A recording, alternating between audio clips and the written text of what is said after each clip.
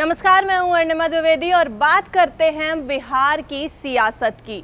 चिराग पासवान इस समय चुनावी सियासत को पलटने पर जुटे हुए हैं। चिराग पासवान ने पलड़ा बदल दिया है। चिराग पासवान अपने पुराने सहयोगी नीतीश कुमार के अगेंस्ट है। कभी वो उनके ऊपर करप्शन के चार्जेस लगाते नजर आते हैं, कभी वो उनसे जेल भेजने की उनको बातें करते हुए नजर आते हैं। तो फिलहाल तो चिराग पासवान पूरी तरीके से अगेंस्ट है नीतीश कुमार के और इसलिए उन पर जमकर निशाना साध रहे हैं।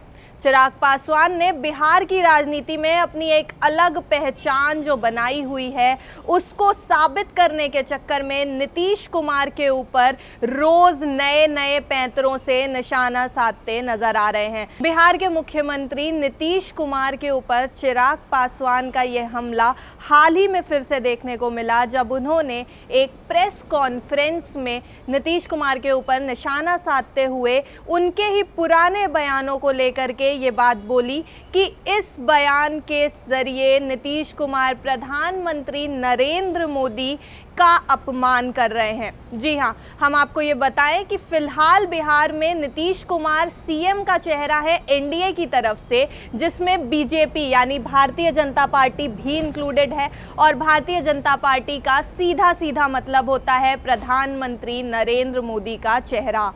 जो प्रमोशनल पोस्टर्स बनाए गए हैं बिहार में, उस पर भी प्रधानमंत्री के चेहरे को फोकस में रखा गया है और इसलिए नरेंद्र मोदी का चेहरा बहुत इंपॉर्टेंट है, सिर्फ पूरे देश की ही नहीं पर फिलहाल के लिए बिहार की पॉलिटिक्स के लिए भी। और ऐसे में चिराग पासवान का नीतीश कुमार के ऊपर ये कहकर हमला बोलना कि वो प्रधानमंत्री का अपमान कर रहे हैं, कहीं ना कहीं नीतीश कुमार को एक गलत दिशा में लेकर के जा सकता है। इन आम चुनावों में हम आपको पूरी डिटेल में बताते हैं कि आखिरकार बात क्या है। दरअसल प्रधानमंत्री नरेंद्र मोदी का नाम तब बीच में आया जब चिराग पासवान ने एक प्रेस कॉन्फ्रेंस में नीतीश कुमार के ऊपर हमला बोलते हुए ये कहा कि बिहार के मुख्यमंत्री ने मुझे जमूरा कहा है। अगर मुझे जमूरा कहा जाता है तो मेरा मदारी कौन है? मुख्यमंत्री नीतीश कुमार ये कहते हैं कि मैं प्रधानमंत्री नरेंद्र मोदी के इशारों पर काम करता हूं और अगर वो मुझे इस बात के लिए ताना दे रहे हैं तो वो सीधे सीधे पीएम मोदी की अवमानना, पीएम मोदी का अपमान कर रहे हैं। तो देखा आपने कि किस तरीके से चिराग पासवान ने घेरे में लिया है नीतीश कुमार को। इसके साथ ही नीतीश कुमार के ऊपर हमला बोलते हुए चिराग पासवान ने ये भी कहा है कि बिहार में बच्चा बच्चा जानता है कि कितना करप्शन है, कितने घोटाले हैं, किस तरीके से बिहार में इस समय चीज़ों ने रुख किया हुआ है। लेकिन नीतीश कुमार इस चीज़ से अनजान नज़र आते हैं, वो इन बातों से अपने आप को दूर रखते हैं, इस बारे में कोई बयान नहीं दे रहे हैं। तो फिलहाल तो बिहार की राजनीति गर्म है क्योंकि पहले फेज़ का चुनाव कल यानी 28 अक्टूबर को है। वोटिंग पहले फेज़ की